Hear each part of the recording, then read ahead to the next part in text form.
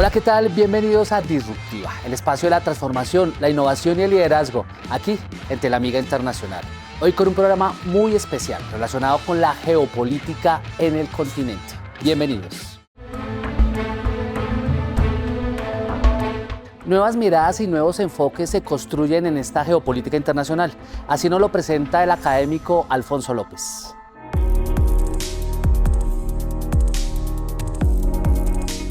El hecho es que vivíamos en un mundo bipolar, la Unión Soviética y los Estados Unidos.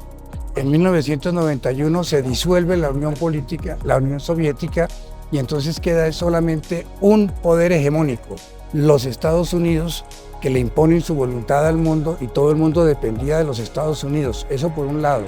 Y por otro lado estaba el fenómeno de la globalización. La globalización quería decir que todo el mundo estaba integrado y que se producía donde era más conveniente y donde era más barato.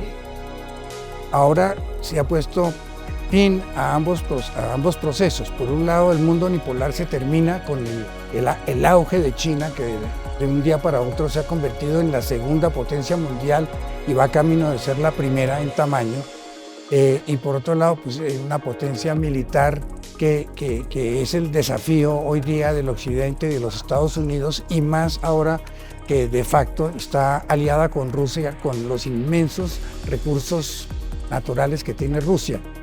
De manera que eso ha hecho que el mundo unipolar se termine y estamos viviendo en un mundo bipolar en este momento. Nosotros afortunadamente en este continente no tenemos problemas, salvo uno que está surgiendo, que es el de Guyana y Venezuela por la disputa por el Esequibo, a raíz de los descubrimientos tan importantes que se hicieron de petróleo. Venezuela tiene unos argumentos sólidos para decir que quiere revisar la frontera, pero el petróleo genera un interés económico tan grande que ahora los Estados Unidos apoyan irrestrictamente a Guyana frente a Venezuela. ¿Quién sabe qué sigue ahí? Pero de resto lo que hemos visto en el continente es que la influencia de los Estados Unidos se ha ido perdiendo, no solamente política, sino también económica. Hoy día la China es el principal socio comercial y el principal inversionista en Brasil, en Chile, en el Perú y en otros países de América Latina, donde antes lo que prevalecía eran los Estados Unidos. En ese contexto, algo que me parece a mí importante para nosotros los colombianos es que hoy día el mejor amigo que tienen los Estados Unidos en América es Colombia. Y un amigo relativamente sincero. Aquí la gente ve con buenos ojos a los Estados Unidos y somos muy importantes para ellos en vista de que el resto del continente se les ha ido alejando. Yo creo que nosotros deberíamos manejar bien esa relación y sacarle algún provecho. Yo veo las cosas complicadas hacia adelante. El calentamiento global está produciendo fenómenos como la desertificación de ciertas áreas, el deshielo, el descongelamiento de los nevados, del mar Ártico. Eso está produciendo un cambio importante porque ahí se está abriendo una nueva ruta comercial, pero vamos a vivir en un mundo distinto. Y por otro lado hay un problema grande, que es que la humanidad no está creciendo. Los países desarrollados se encuentran con un problema en que tienen más muertes que nacimientos. Entonces, primero surge la pregunta, en el futuro, ¿quién va a trabajar? ¿Quién va a hacer la mano de obra para poner a funcionar la economía, para pagarle las pensiones a los más viejos? Porque tradicionalmente la pirámide poblacional era muchos jóvenes y pocos viejos. Ahora son muchos viejos y pocos jóvenes. Parte de eso se está supliendo en Europa, sobre todo con la migración. Pero eso está generando muchísimos conflictos, porque llegan personas que no solamente son de otras culturas y otras razas, sino de otras religiones. Entonces eso ha generado muchos conflictos en Escandinavia, en Francia, y por otro lado pues ha generado el terrorismo islámico en la medida en que es gente que no se siente a gusto en su nuevo país y no la tratan como quisiera que la trataran y le respetan sus tradiciones, entonces reaccionan de manera violenta. Y ya lo que hemos visto son muchos movimientos racistas crecientes en el caso de Europa, desde luego, ¿no? Pues es importante que Sedena, pues que se sensibilice a la población sobre los nuevos fenómenos que están pasando. Esto lo que hace es abrir los ojos y hacer que se divulguen más ciertos conocimientos que deberían ser al alcance de todos, porque son fenómenos que nos tocan el estómago y nos tocan el día a día, nos tocan el futuro de nuestros hijos. Es evidente que la estrategia no impide la táctica. Continúa aquí en Disruptiva, por Telamiga Internacional. Hoy recordamos en Disruptiva a Alberto José Mejía, excomandante de las fuerzas militares, sobre su visión estratégica de lo que está pasando en el mundo, sobre todo en el Pacífico.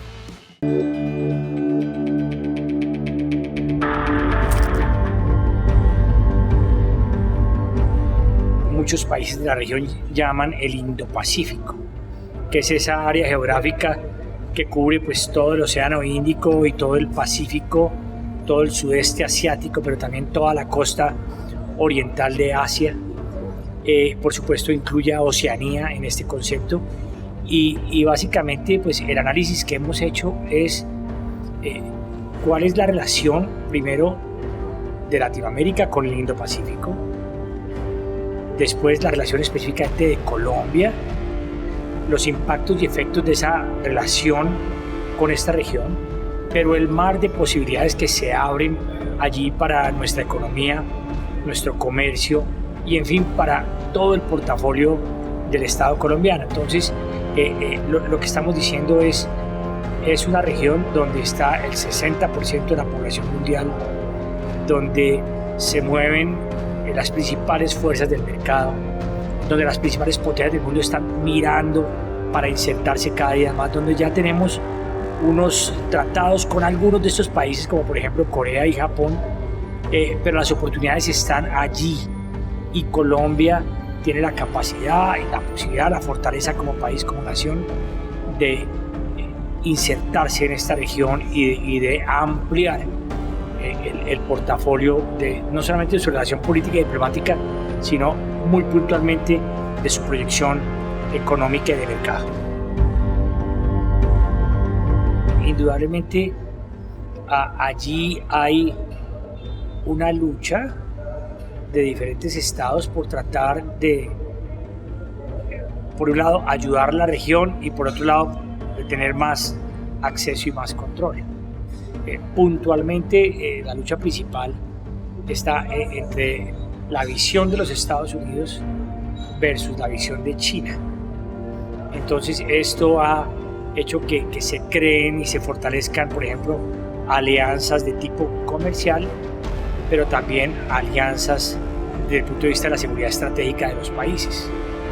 El Quad, por ejemplo, es un grupo entre Estados Unidos, India, Australia y Japón, por ejemplo, es una muestra importante de esta aproximación. También está los procesos de fortalecimiento de las capacidades militares, por ejemplo, entre el Reino Unido, Australia y los Estados Unidos, solo por poner algunos ejemplos, pero también los esfuerzos, por ejemplo, de otra parte de China, por ejemplo, de tener una mayor presencia, por ejemplo, en el mar del sur de China y tener más control de lo que ellos tienen al momento, por ejemplo, a través de la creación de islas artificiales que funcionan como una especie de portaaviones en áreas de mar que hoy en día se consideran aguas internacionales. Entonces, digamos que Colombia, por supuesto, no está para intrometerse en estas grandes ligas de la seguridad estratégica, pero paralelo a eso sí hay todo un mundo del mercado, de la producción, de las tecnologías, de buenas prácticas, de buenas posibilidades que Colombia tiene que entender e insertarse. Solamente pongo el ejemplo de Vietnam. Todos sabemos que Vietnam sufrió una guerra terrible, un país que quedó destruido hace apenas unas 4 o 5 décadas y hoy en día es una economía que realmente es ejemplo en la región. Entonces, allí hay unos temas muy importantes que nosotros debemos aprender. Específicamente en Australia, es un país sumamente importante, muy poderoso en su territorio y en sus capacidades. Y por ejemplo, Australia, que es un país, una potencia minera en el mundo, presenta las mejores prácticas y estándares mundiales de protección ambiental en la minería, de apoyo al desarrollo social en la minería. Esas prácticas son las que Colombia debe mirar con muy buenos ojos. En este momento, sin duda, hay un mundo en confrontación. Por un lado, unas confrontaciones de orden meramente político y diplomático, como por ejemplo China y Estados Unidos. Y por otro lado, unas confrontaciones ya cinéticas de guerra, como por ejemplo Rusia-Ucrania. Además de otros conflictos muy importantes, por ejemplo un punto muy caliente, el que genera Corea del Norte. Si seguimos un poquito más abajo, el de China-Vietnam. Si seguimos y damos la vuelta hacia más el Océano Índico, el conflicto, por ejemplo, de India-China, que han tenido en su borde, en la parte más alta de su límite norte, confrontaciones, pero también India-Pakistán, por un ejemplo. Todo eso hace que, en términos generales, sea un mundo mucho más complejo, mucho más difícil, en el que los organismos multilaterales, las organizaciones internacionales tan importantes como la ONU, entre otras, pues se vean en dificultades para parar la conflictividad y para parar la guerra. Esto hace indudablemente que si esos puntos están atrayendo la atención mundial y se convierten en el centro de la política, por supuesto que las luces, los reflectores están sobre esas regiones y Latinoamérica pierde su importancia. Por ello yo creo que la forma como Latinoamérica puede recobrar la importancia, por supuesto, es estar alejados de la guerra y el conflicto, pero a través de la unidad de sus economías, como por ejemplo la Alianza Pacífico, realmente dar un paso importante para presentarnos en bloque en algunos de los mercados internacionales. En el caso de Alianza Pacífico es mucho más poderoso ir de la mano Chile, Perú, México y Colombia que Colombia sola. Y yo pienso que ese es el camino. Cada determinados años se ha generado un nuevo orden mundial. Creo que la pandemia fue un elemento disruptivo muy importante que paralizó el mundo y lo puso a pensar. Pero al mismo tiempo, indudablemente, dentro del marco de la globalización hay unos procesos de búsqueda de crecimiento económico, de búsqueda de potenciar las economías y los países, e indudablemente en este momento hay una lucha muy grande, por ejemplo por parte de China, para quitar o restar la capacidad digamos, de los Estados Unidos como primera potencia mundial. Eso está pasando, es reconocido internacionalmente, y por supuesto que eso genera alrededor un gran oleaje, grandes acciones disruptivas, genera tornados y ciclones, y por ello digamos que Colombia siempre debe estar pensando en fortalecer sus capacidades, en fortalecer su economía y en tener unas fuerzas militares que estén en capacidad de proteger los intereses del pueblo colombiano.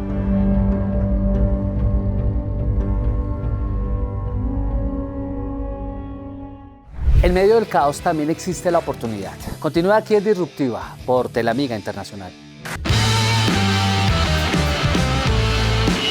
Viviana Manrique ha trabajado decididamente en la cooperación internacional. Hoy nos presenta sus consideraciones y las oportunidades que tienen las instituciones del país para lograr estos recursos.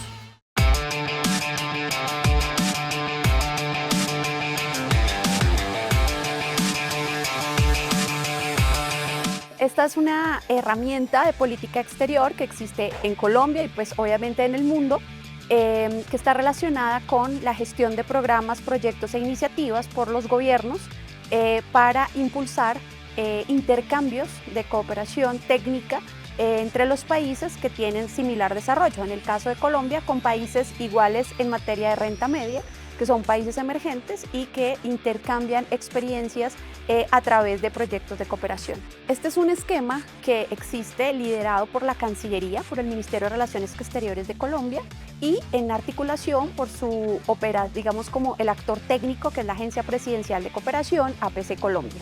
Entre la Cancillería y la Agencia Presidencial se diseñan los lineamientos de la cooperación y se evalúan los proyectos. Generalmente se presentan proyectos por parte de diferentes actores de la sociedad civil, de empresarios, ONGs, fundaciones, universidades, todo tipo de actores se presentan en proyectos a las diferentes convocatorias. Existen las convocatorias a través de países que tienen embajadas en Colombia o también organismos internacionales a través de su página web o por convocatoria directa de acuerdos bilaterales entre los países. Entonces, ¿cómo se encuentran estas convocatorias? A través de la página web de la Cancillería, a través de la página de APC Colombia, y ahí se pueden encontrar las diferentes oportunidades. También se puede tener un acceso directo a través de las páginas de las embajadas o de las agencias de cooperación. A veces tenemos alianzas mixtas, puede ser una alcaldía con una empresa, una alcaldía con una fundación, con una ONG, una gobernación, entonces pueden ser públicos o privados, y desde los privados todos aquellos pues, que tengan obviamente experiencia en ejecución de proyectos, en formulación de proyectos. Esto es muy importante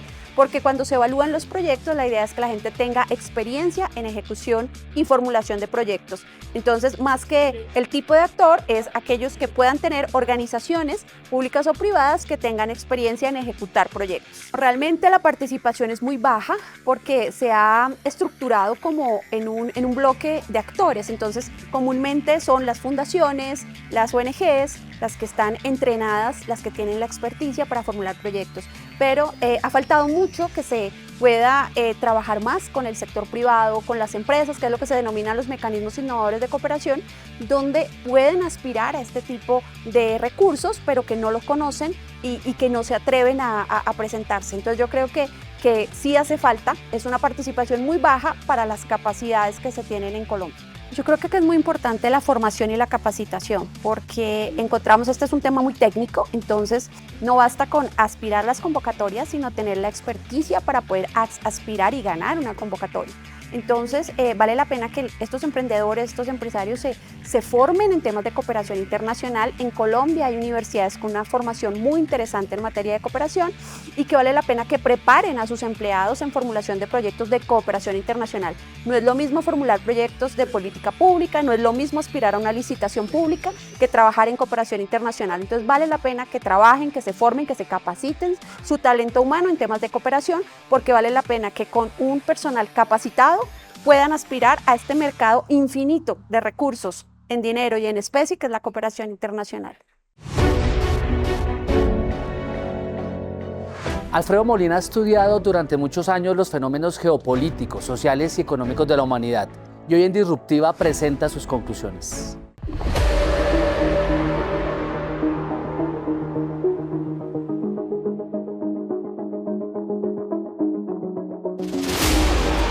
El primer enfoque o la primera tesis realmente en el enfoque internacional es que la hegemonía va desapareciendo de una nación, verticalizando la hegemonía hacia una horizontalidad. Y esa horizontalidad entrega poder a muchas sociedades-estado y las sociedades-estado se organizan de conformidad a la línea política. Por ejemplo, hoy era sur-sur, diálogo sur-sur es cooperación, es sumar voluntades para el desarrollo de las naciones. En el marco de las Naciones Unidas está el grupo del G77, que implica esa cooperación entre sociedades-estado emergentes en diferentes disimilitudes de economía, de territorio, de población y de condiciones sociales, pero que buscan en su cooperación mejorar condiciones de calidad de vida, de bienestar social y de crecimiento económico en el marco de la solidaridad y la cooperación. Por eso, muy importante el evento que se hace hoy por parte de la universidad y muy importante la discusión, porque es una discusión que será vigente en los mismos relacionamientos sociales. Y lo decía, Tenemos retos internacionales, por ejemplo, en el cambio climático. Tenemos retos internacionales en lo que es hambre y pobreza.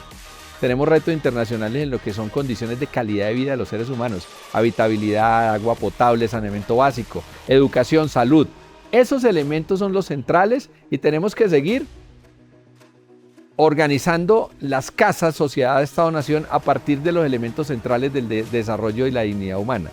Agua potable, saneamiento básico, ambiente, territorio armonizado y obviamente unos sistemas de economía y desarrollo que garanticen que esa calidad de vida y ese bienestar sean armónicos para todos y no que hayan inequidades en el hambre, en la pobreza, en la destrucción ambiental, en la contaminación de las fuentes de agua y en todos los elementos, en la falta de actualización académica que es la alfabetización o el analfabetismo y todos los elementos o unos sistemas de salud organizados y otros desorganizados.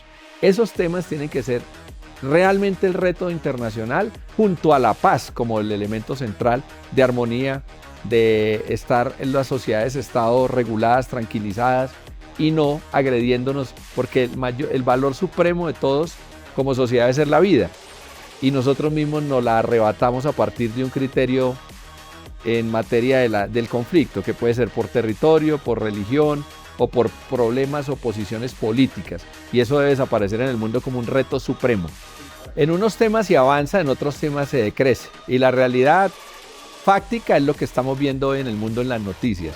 Guerras, polémicas, también crecimiento de otras sociedades-estados que se han organizado, pero el reto parte por la casa, y en cada casa, sociedad-estado, debe haber unas políticas públicas aterrizadas y unos gobiernos independiente de la religión, el color y el sistema político más ordenado, que permita igualmente que la acción del Estado, que son esas políticas públicas que garantizan las necesidades básicas insatisfechas, sean las que tengan elementos que les permitan su tranquilidad y su calidad de vida. Porque la sociedad, cuando no tiene los elementos básicos, pues obviamente altera su comportamiento y se va a rutinas que alteran el orden social. La verticalidad en materia de los poderes ambientales, energéticos, políticos, pues hace daño igualmente. Yo creo que la democracia también es horizontal en todas las dinámicas, o sea, la comida debe ser horizontal, la energía debe ser horizontal, las posiciones del planteamiento individual y colectivo deben ser horizontales, e igualmente las posiciones al respecto de la transversalidad y la horizontalidad en relación al conocimiento, a la tecnología, a la comunicación, a la pertinencia en la posición política de cada sociedad-estado, independiente del territorio sea pequeño, de mucha población, o grande y de poca población. Cualquiera que sea la condición, debe haber horizontalidad en las decisiones. Y yo creo que una de las tesis de Naciones Unidas que tiene que replantearse es esa misma. La pertinencia de las Naciones Unidas, que están creadas para evitar la guerra, y en el medio de las Naciones Unidas se dan las guerras. Porque las sociedades que están vinculadas a las Naciones Unidas no quieren hacerle caso al árbitro y al juez natural que deberían ser las Naciones Unidas, que deberían hacer caso al llamamiento internacional por un juez que deberían ser las Naciones Unidas en relación a la no más agresión, por ejemplo, en lo que pasa con las guerras internacionales. Y esos elementos hoy se agreden, esos elementos hoy se pasan por alto y eso no puede pasar.